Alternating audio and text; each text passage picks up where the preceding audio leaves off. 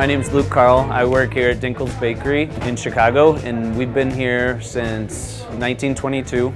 That being said, it was kind of like a message to us that, hey, you need to do something about this space. We had currently been leasing it to someone, but we had talked about new ideas for, inventing the bakery or expanding the bakery, and that was kind of our, push to do something.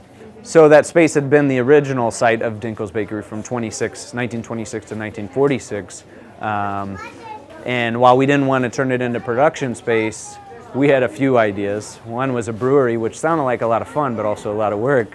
The other was, like a viewable cake decorating station, which we weren't so sold on because it's street space. We wanted it to be more usable. So then the next best thing was, we make breads, but breads for us had been a declining, portion of our sales.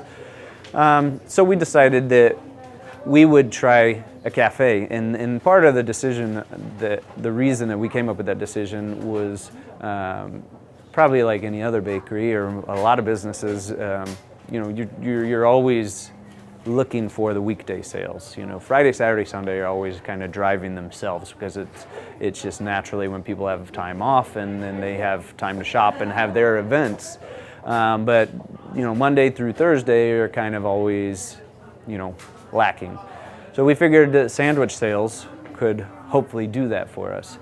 We ended up remodeling the store, not this part of the store, the main part of the store necessarily, but the part that we had leased.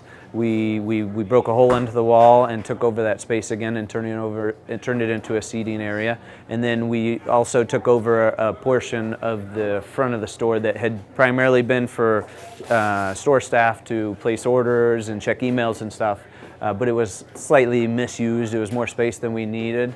So we remodeled that and turned that into our kitchen, which we didn't need a lot of space because we like to keep the menu simple. We just needed a prep table, few panini grills, and a refrigerator, and so that's where we sit now.